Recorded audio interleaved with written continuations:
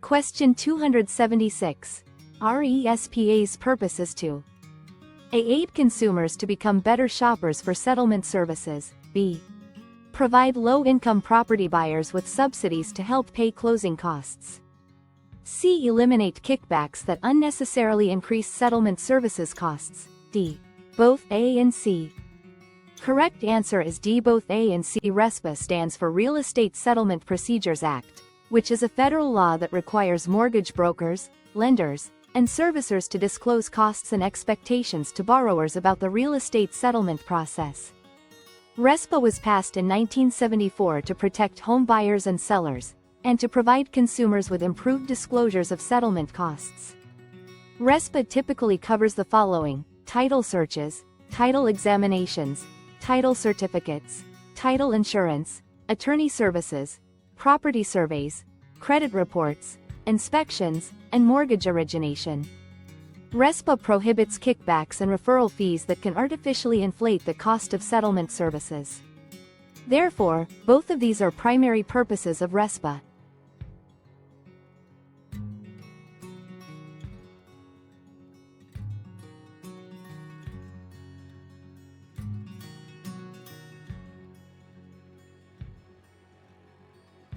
Question 277. In appraisal, the reproduction approach uses this method to examine separate items of construction to build an accurate estimate of the building's total value.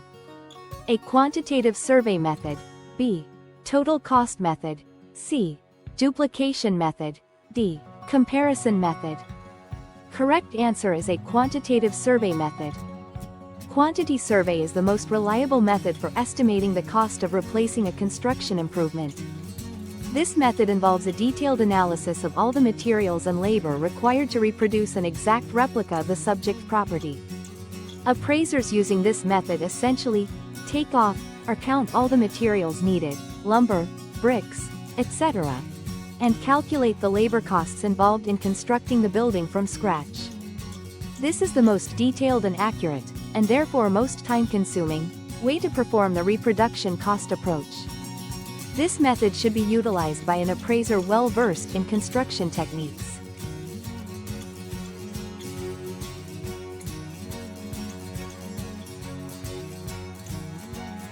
Question 278. Which is the most significant factor when planning for a subdivision? A. Location analysis. B. Market analysis. C. Community development analysis. D. Cost analysis. Correct answer is B. Market analysis. Location is very important, but if there is no market for the homes, then it does not matter how good the location is.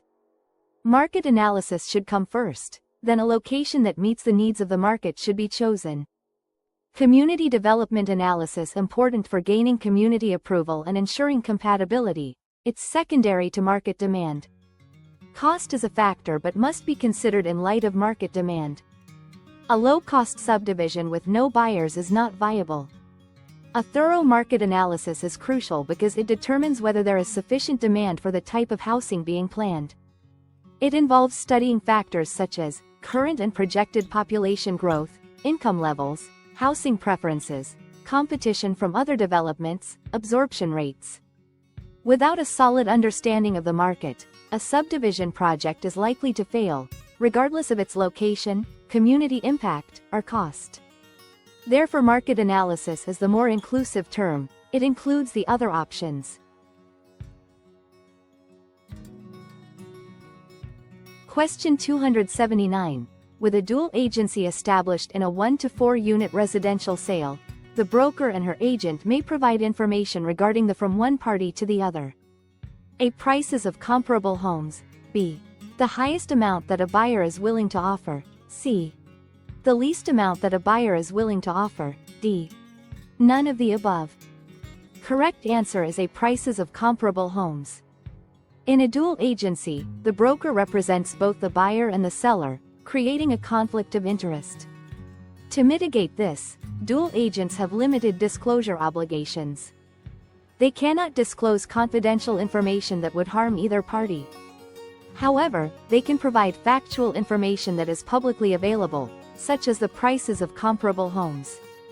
The highest amount a buyer is willing to offer, B, and the least amount a seller is willing to accept, C, are considered confidential information. Disclosing these would breach the fiduciary duty of confidentiality. Providing information about comparable sales is considered factual information that helps both the buyer and the seller make informed decisions. Therefore, only the prices of comparable homes can be provided.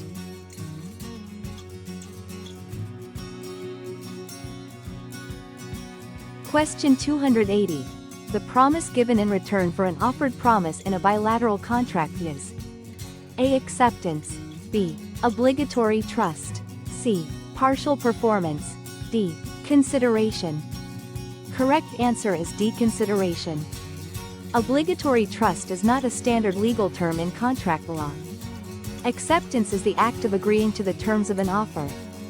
While acceptance is necessary for a contract to be formed, it's not the promise given in return.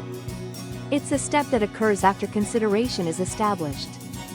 Partial performance refers to the fulfillment of some, but not all, of the obligations under a contract.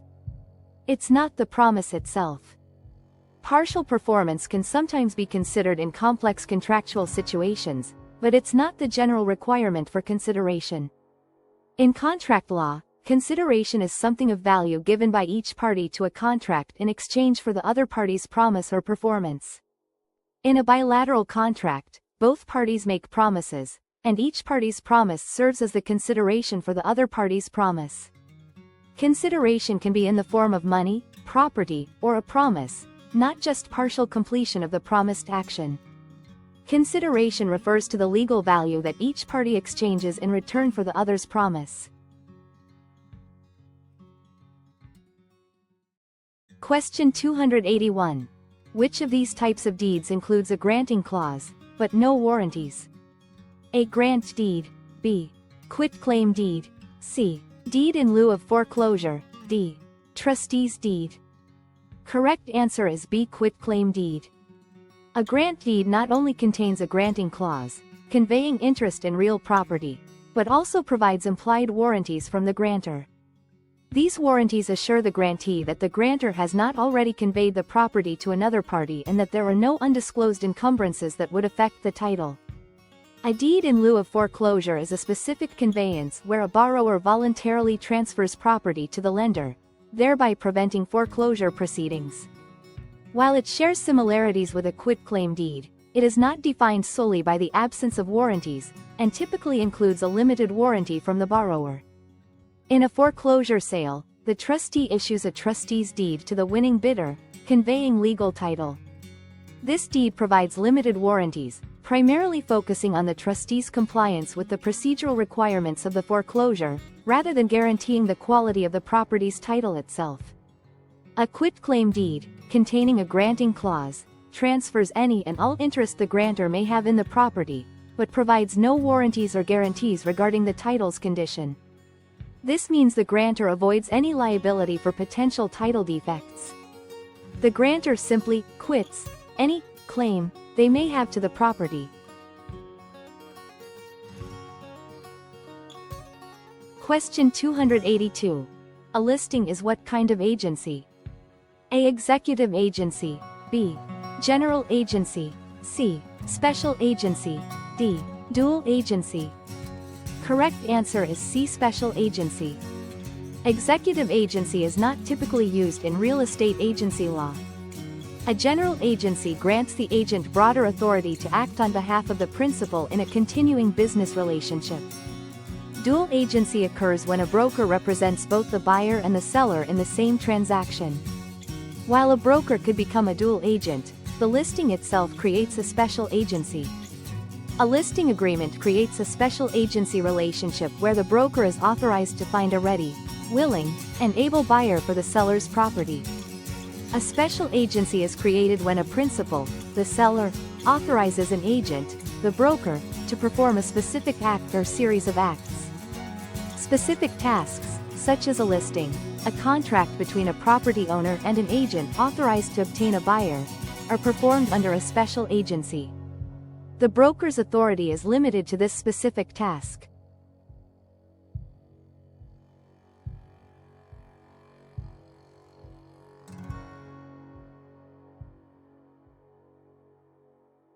Question 283. Which of the following would make it impossible for a claimant to acquire real property using the method of adverse possession? A. The claimant mistakenly believed the property where he resides was his, due to an unclear property description in his title. B. The claimant paid all property taxes on the property while he resided there. C. The claimant resided on the property for 6 years before the actual owner attempted to have him evicted from the property. D. The property in question is part of federally owned parkland. Correct answer is D. The property in question is part of federally owned parkland. A claim of adverse possession can still be valid even if it is based on a mistake. Hostile, in adverse possession, does not mean there is ill will, it just means that the occupation is done without the owner's permission.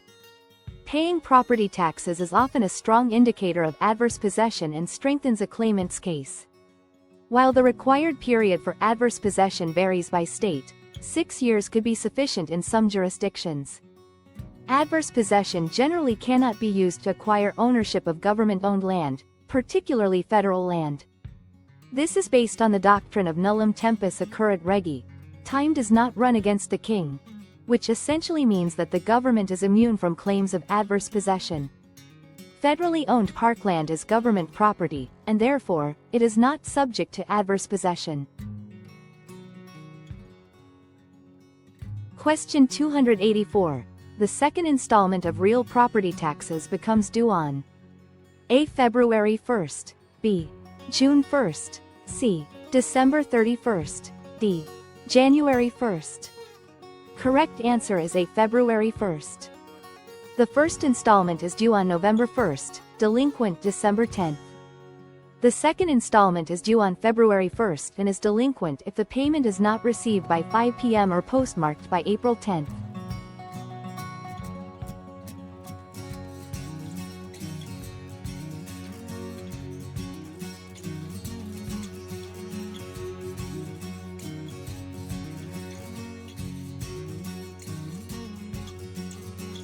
Question 285. When a real estate broker sells a land contract, he must arrange for the contract to be properly assigned and recorded in the county where the real property is located within how long after escrow is closed?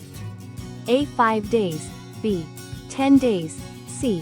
1 month, D. It is not the broker's responsibility to have the land contract recorded. Correct answer is B. 10 days. A land contract is an agreement between a seller and buyer in which the buyer obtains financing from the seller to purchase the property for an agreed-upon price and then repays the loan in installments. In California, when a real estate broker facilitates the sale of a land contract and receives a commission, they are required to ensure the agreement is recorded within 10 days of the close of escrow. This requirement is designed to protect the buyer's interest and provide public notice of the land contract.